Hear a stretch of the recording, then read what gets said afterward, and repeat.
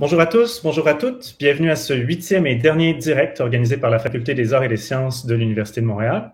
Mon nom est Frédéric Dion, je suis votre animateur et je suis en compagnie aujourd'hui de Sébastien Sauvé, professeur titulaire au département de chimie à l'Université de Montréal et nouveau récipiendaire du prix Michel Jourdan pour les sciences de l'environnement.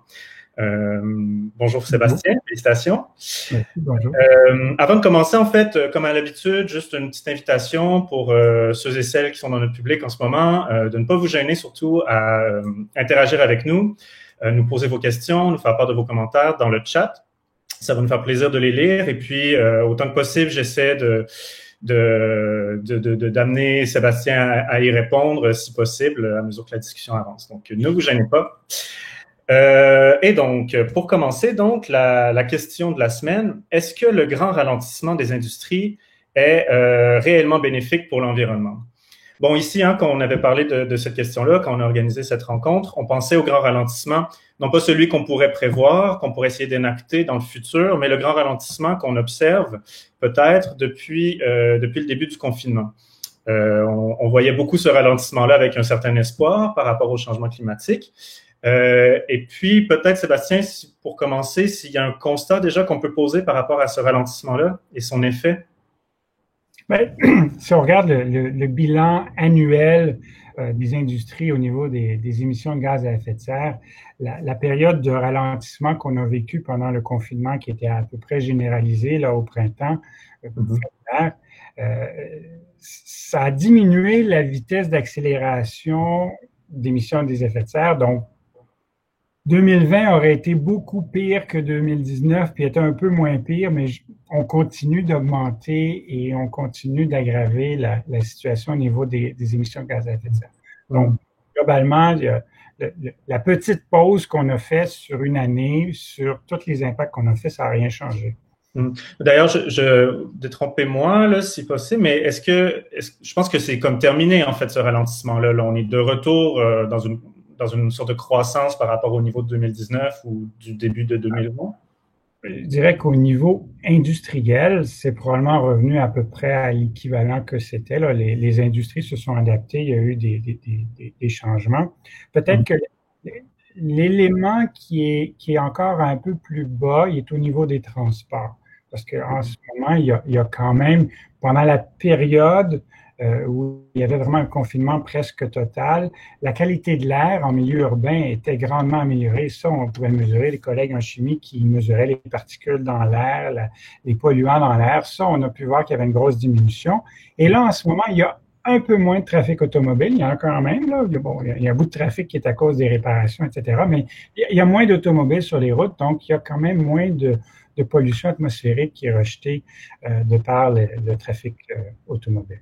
Oui, d'une certaine manière, en fait, c'est qu'il n'y a pas, même s'il y a eu un ralentissement industriel, il n'y a pas nécessairement eu de restructuration un peu de notre système de production industrielle, mais il semble y avoir un changement à plus long terme, peut-être sur les habitudes de vie des consommateurs.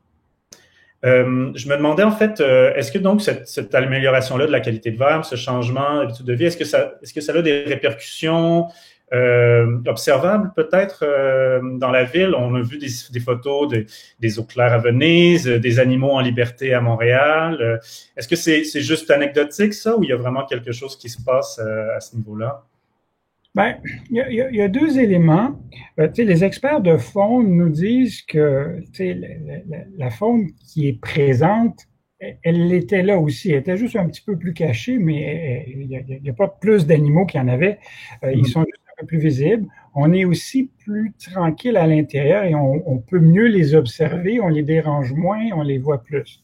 Donc, au niveau de la faune, je pense qu'elle était là, elle n'est pas plus ou moins présente, elle est plus visible qu'elle ne l'était, puis peut-être un peu moins cachée. Donc ça, c'est un changement, mais ça reste minime là, en termes d'impact environnemental. Je pense que le changement peut-être là, qui est plus à prévoir, en fait, c'est une sorte d'exode, peut-être que le mot est un peu trop fort, du centre des villes vers les banlieues. C'est plutôt ça qui est à prévoir peut-être à l'avenir? C'est sûr qu'il y a un changement significatif en ce moment où tout le monde, presque tout le monde, il y en a qui ont des laboratoires et qui doivent travailler à l'occasion dans un laboratoire, mais la majorité des gens travaillent à la maison et le télétravail est un énorme changement et cette composante-là qui réduit un petit peu la pollution est positive parce que forcément, si les gens ne prennent pas leur voiture pour aller travailler, ils diminuent leur empreinte environnementale, ça c'est positif. Là où je suis un peu inquiet, c'est qu'un jour, on va retourner à une normalité ou une forme de normalité. Probablement que le télétravail va rester, puis on va repenser le travail avec une nouvelle portion qui intègre un peu de télétravail. Mais on ne va pas éliminer le travail en présentiel. On a besoin de travailler en équipe, on a besoin de se rencontrer et c'est plus efficace. Donc, on ressent beaucoup ces temps-ci, ce manque-là, justement. Il y a beaucoup de gens qui le décrivent. Tous beaucoup que ce manque de proximité, d'échange, la solitude forcée, elle est un peu difficile. Et donc, à un moment donné, il va falloir retourner en présentiel. Et ce qui est inquiétant en ce moment, c'est les gens qui veulent aller vers la campagne parce qu'ils sont en ville, ils étaient proches de leur milieu de travail, ils choisissaient d'habiter en ville pour pouvoir aller travailler à pied, en vélo, en métro, ou de façon active ou simple, avec une petite, ou en voiture, mais avec une petite distance. Puis là, qui travaillent à la maison, décident, ben, je suis aussi bien d'aller en campagne, avoir un grand terrain, une grande maison, un accès à des espaces verts. La journée où on va recommencer à travailler en milieu de travail, est-ce que ces gens-là vont devoir faire des dizaines, une centaine de kilomètres pour venir travailler? Est-ce qu'ils vont faire ça? Bon, peut-être qu'ils faisaient un petit trajet en ville tous les jours et là, ils vont faire un grand trajet 3 ou 4 jours. Peut-être qu'ils vont rester encore une journée ou 2 par semaine à la maison. Et là, l'empreinte environnementale risque d'être beaucoup plus grande parce que là, ceux qui sont partis de la ville vers la campagne vont avoir une empreinte environnementale pour leur transport beaucoup plus grande quand ils vont devoir revenir travailler en ville. Oui, ben, le confinement, faudrait pas que le confinement, finalement, devienne l'occasion d'un empiètement supplémentaire, additionnel, finalement, sur ce qui se trouve autour de la ville, encore comme espace de vie, un peu. Autre occasion peut-être aussi que le confinement a amené, du moins c'est ce qu'on peut observer si on se promène un peu dans les métros ou ailleurs, c'est qu'il semble y avoir beaucoup de jetables, plus qu'avant. On pense entre autres aux masques, mais au gel, aux purelles et compagnie. Là. Est-ce que ça aussi c'est un problème que pose le confinement? Ben, tu sais, il y a un bout de ça qui est le confinement, mais il y a un bout de ça qui est probablement plus la pandémie et la crainte des microbes. Donc, il y a une espèce de peur des microbes et de se faire infecter qui fait qu'on a, on a un regain de popularité, malheureusement, pour tout ce qui est jetable. Il y a eu des épiceries qui refusaient qu'on réutilise, qu'on amène nos propres sacs, qu'on les réutilise. Il y a différents services ou magasins qui exigent qu'on prenne un sac jetable. Donc, il y a une recrudescence du jetable qui est très, très néfaste pour l'environnement. Et ça m'inquiète. Et parce que ça risque de perdurer.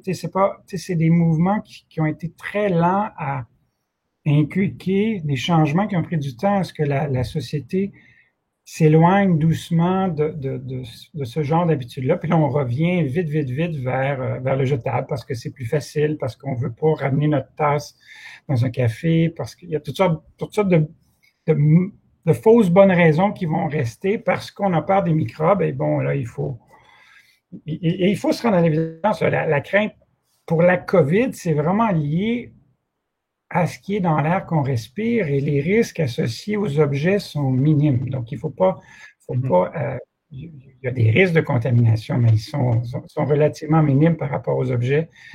Pour la COVID, c'est vraiment ce qui est dans l'air. J'ai l'impression, en fait, que ce que vous nous décrivez, c'est un peu, ça démontre justement comment, peut-être que c'est un peu sévère comme constat, mais que l'environnement, même si c'est devenu une priorité ou ça le devient tranquillement, ça reste une priorité, pardon pour c'est un peu contradictoire, mais une priorité un peu secondaire peut-être. Et puis justement, là, étant donné qu'il y a de nouveaux besoins, de nouveaux dangers, eh bien, ça passe en fait devant la protection de l'environnement ou l'installation d'une sorte de consommation plus durable, qui reste donc, qui se fait reléguer un peu dans. Pardon. L'environnement. Personne n'est contre la vertu. Donc, tout le monde, tous les politiciens, tous les gens sont vraiment pour l'environnement parce que, bon, sauf quelques rares exceptions, là, mais personne n'est contre. Tout le monde veut montrer son côté vert.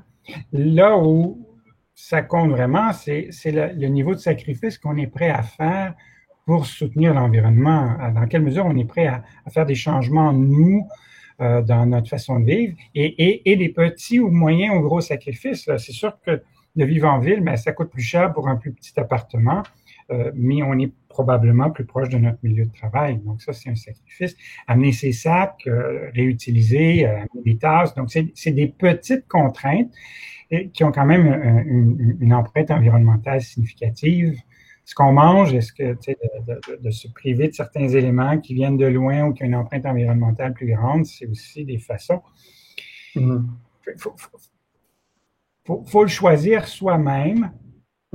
Et un bout qui est un petit peu inquiétant, on est tous blasés des contraintes, on est tous tannés de la COVID, et donc je suis quand même inquiet que quand on va commencer à pouvoir revivre comme avant, les contraintes environnementales risquent d'être reléguées. Là, on a assez, allez-nous pas avec ça. Et donc, ce bout-là, il m'inquiète un petit peu. Je pense qu'il faut pas oublier l'importance de l'environnement et de maintenir cette discipline et cette rigueur et de pas laisser tout tomber là, parce qu'on est assailli par la COVID. Ouais.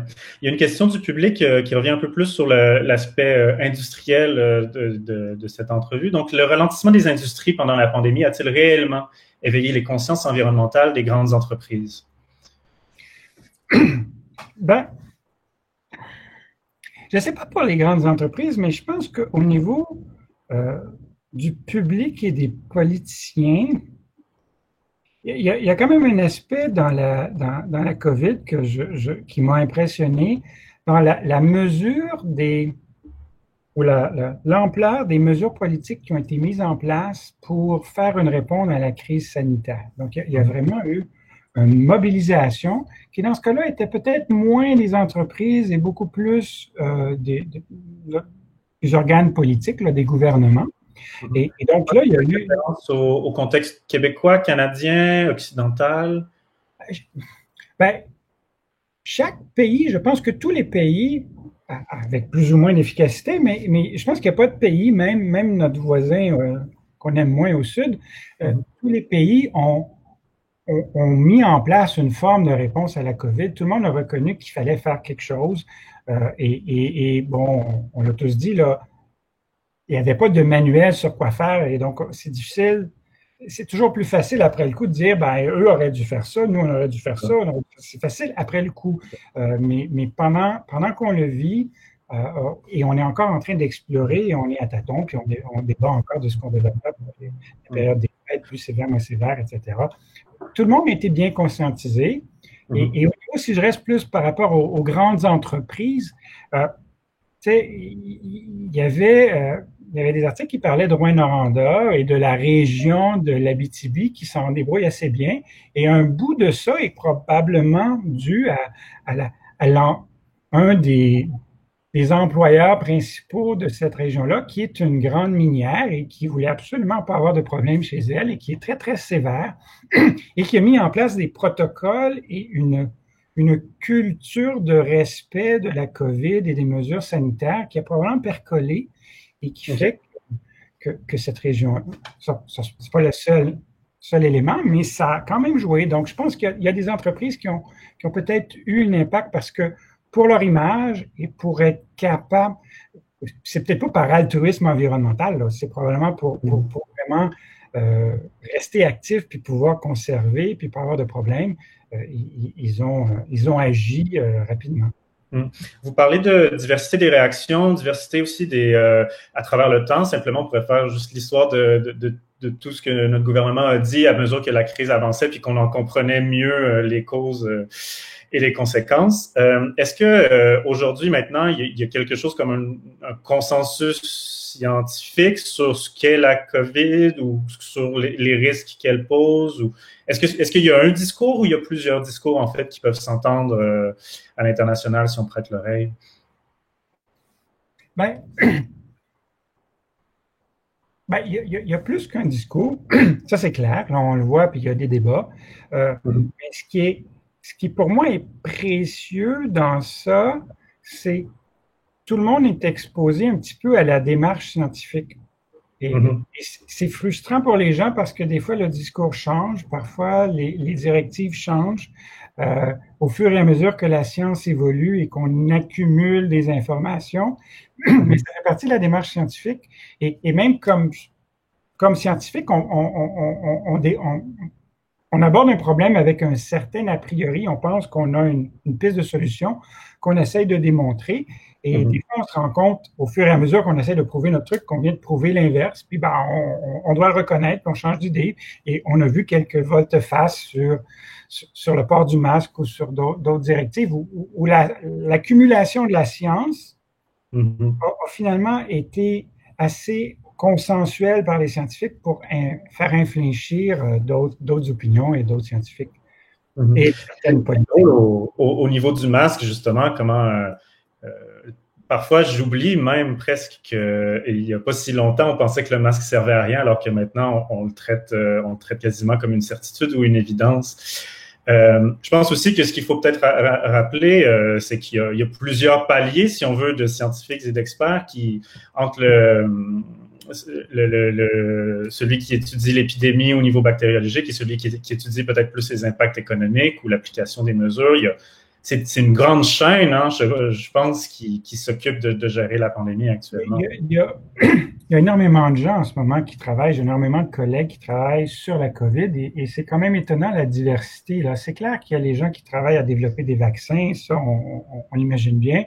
J'ai d'autres collègues qui travaillent à développer des méthodes d'analyse pour savoir si on a la COVID ou pas de façon beaucoup plus rapide. Et ceux qui l'ont expérimenté, si ça pouvait se faire avec la salive en quelques minutes, qu'on ait notre réponse sur place, ce serait précieux. Il y a des gens qui travaillent sur l'impact, sur comment les gens ont été affectés, sur le décrochage scolaire, sur comment on va réintégrer les itinérants, l'impact sur des gens, rester à la maison quand tu n'as pas de maison, comment tu vis ça. Ouais. Et donc, il va y avoir des éléments de restructuration dans notre vie, dans notre culture, qui vont rester. Et ça, on les connaît pas toutes, mais ça, c'est pas de la science qui se fait dans un labo de chimie, c'est les collègues en sciences humaines, en sciences sociales, qui vont nous aider, qui ont une démarche scientifique, puis qui ont leur approche à eux. Et donc, c'est vraiment la conjoncture de tout ça qui est vraiment importante.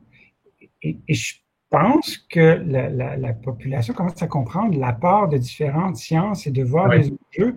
Et tout le monde souffre seul chez eux. Et donc, le côté psychologique, mental des sciences humaines, sciences sociales est quand même présent. On comprend que c'est pas juste une question de microbes et d'économie. Il y a aussi le bien-être puis comment la société se débrouille, c'est important.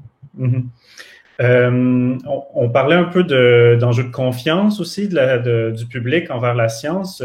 Si je comprends bien, votre constat est un peu positif par rapport à ça. Peut-être la pandémie nous a appris justement, en tant que public, en tant que non-expert de beaucoup de sciences, à écouter peut-être ou à prêter l'oreille à ce qui se dit chez les experts? Ben oui, je pense que les gens portent l'oreille parce qu'ils veulent comprendre ce qui se passe, puis qu'il y a des privations, il y a des éléments qui les affectent, donc qu'ils écoutent, puis on est, surtout au début, on était à l'affût de chaque point de presse pour savoir ce qui se passe, puis comprendre la suite. Ça a exposé les gens à vouloir écouter les experts, donc à vouloir essayer de comprendre la science et voir l'importance des experts. Et là, on voit aussi que le discours évolue, puis on réalise qu'il y a des éléments de décision qui sont politiques, il y a des éléments de décision qui sont scientifiques, et il y a une marge entre les deux qui est vraiment reliée au risque. Et donc, il y a une analyse de risque qui est faite par les experts de santé publique et les autres. Il y a un risque politique où il y a l'évaluation du risque. En fait, en bout de ligne, l'expert en santé publique ou le scientifique peut dire « j'évalue les risques que ça cause ci ou ça », mais la décision du risque qu'on est prêt à prendre comme société, mais elle est politique. Là. C'est aux gens puis c'est aux politiciens de décider ce qu'on veut accepter comme risque ou pas. Et c'est très personnel, là. Et le risque est une notion difficile. Mais justement, cette notion-là de risque, ben, on peut prendre un exemple entre garder les écoles ouvertes et prendre le risque que peut-être le virus se propage davantage, ou les fermer et prendre un certain risque par rapport au développement ou à la santé mentale des étudiants. On voit là comment, en fait, le risque, c'est une dimension auquel il faut se familiariser parce que elle est un peu inéluctable, en fait. Il y a toujours une part de risque, peu importe le choix qu'on prend, n'est-ce pas? Ben, ici, il y a des risques, mais il y a aussi les conséquences des choix qu'on prend. Et donc, oui, donc de fermer les écoles ou de les rendre à distance plus tôt, là, ce qui est un choix qui sera encore possible là, pour la semaine prochaine. On aurait ajouté 2 jours de congé malgré l'augmentation des cas. On aurait pu décider de faire un congé plus grand. Donc, le risque est au niveau de la perte de qualité de l'enseignement qui pourrait être donné aux élèves, mais il est aussi dans l'impact économique parce que c'est beaucoup de parents qui doivent rester à la maison, s'occuper de leurs enfants puis qui ne peuvent pas aller travailler. Et donc, l'hésitation, elle est aussi là dans le calcul du coût économique. Et là, c'est une décision éminemment politique de choisir de ne pas vouloir qu'il y ait un coût économique pour fermer les écoles, pour garder la société qui roule encore quelques jours de plus. Mais il y a un coût aussi à avoir annulé Noël. Là, et donc, tout ça est interrelié, puis c'est très difficile de départager. Et il faut lever notre chapeau au gouvernement. C'est des décisions qui sont très difficiles et il n'y aura jamais de choix qui va satisfaire tout le monde. Il y a toujours un peu de sacrifice. Il faut trouver un juste équilibre. Et c'est très difficile. Il n'y a pas d'évidence non plus. Pour conclure, en fait, juste pour revenir peut-être un peu plus aussi sur notre sujet à nouveau, est-ce que vous pensez, en fait, donc on parlait beaucoup du grand ralentissement des industries, si c'est réellement bénéfique, pensez-vous en fait que c'est quelque chose qui éventuellement devra se produire, donc de ralentir notre production industrielle ou il s'agit simplement peut-être de changer la manière dont on produit? Est-ce qu'il y a une réponse peut-être un peu courte, par contre, malheureusement, que vous pourriez nous offrir? L'élément positif de tout ça, c'est qu'on nous aurait dit il y a 1 an, ça fait pas 1 an, là, qu'on devrait essayer de vivre dans les conditions qu'on vit aujourd'hui. On ne l'aurait pas cru. On aurait dit c'est impossible d'arrêter de vivre comme on l'a fait pendant des mois. On l'a fait. Donc le registre de ce qui est possible s'est agrandi tout d'un coup pour moi. Et en termes de société puis de changement de société. Donc, au niveau environnemental, je pense que la COVID a quand même éveillé sur, écoutez, on peut briser le moule, on va avoir plus de télétravail. Je pense que les conférences internationales, les voyages internationaux, je pense qu'il y en a beaucoup qui se font avec un gros impact environnemental qui peuvent probablement être remplacés. On peut pas tout enlever, là, et ça prend quand même des rencontres, puis j'adore voyager, mais je pense qu'il y a des conférences internationales, puis il y a des moments où on prend l'avion pour une rencontre d'1 heure ou 2 et qu'on aurait dû faire ça par une rencontre virtuelle. Donc, il y a des choses qui vont changer et je pense qu'il y a une perception par tout le monde qu'on est capable de changer des choses, qu'on peut faire des changements assez drastiques, puis qu'on survit. Que là, c'est un peu dur et donc il faut trouver un équilibre, mais on est capable de changer des choses et ça se passe relativement bien, là. Oui, c'est ça. Ben là, c'est des changements qu'on prend dans l'urgence, un peu dans l'obligation aussi, pour se protéger nous-mêmes, pour protéger les autres, mais on peut imaginer éventuellement des changements qui se feraient juste parce qu'on prévoit peut-être des conséquences futures, puis là, qui se feraient moins dans l'empressement, puis qui impliqueraient donc des conséquences un peu moins difficiles, justement, pour certaines parties de la population. Oui, mais bon, le consensus global va être plus difficile à atteindre pour les réchauffements climatiques ou la crise climatique que pour la COVID qui tue les gens. OK. Voilà, je pense qu'on arrive un peu vers la fin. Ça fait de nos 20 minutes, on les a même dépassées. Donc, je vous laisse peut-être le mot de la fin, si vous voulez, Sébastien. Une petite conclusion pour terminer. Oui, je pense que, on va essayer d'être positif. Comme je l'ai mentionné, je pense que l'élément que moi je retiens, c'est qu'on a été capable d'agir globalement pour changer les choses, puis réduire la pollution, même si c'était un bref moment, sur toute la planète. Et donc, il y a beaucoup de changements. Il y a une capacité à changer quand on est convaincu qui est présente. Et donc, il faudra juste trouver comment canalise tout ça après la crise sanitaire pour qu'on s'attaque à la crise climatique. Merci beaucoup. Merci beaucoup, Sébastien, de vous être prêté à cet exercice, le dernier direct de la session. Merci à nos auditeurs, nos auditrices d'avoir été présents aujourd'hui, d'avoir été présents pour les autres directs aussi. Donc, pour tous ceux qui seraient intéressés peut-être à revoir ces 8 entrevues que nous avons menées à travers les semaines, leurs enregistrements seront disponibles sur YouTube, Instagram, Facebook. Et puis, quant à moi, je vous souhaite une bonne soirée. Je vous souhaite peut-être aussi éventuellement à la prochaine, si on conduit cet exercice. Et voilà, au revoir.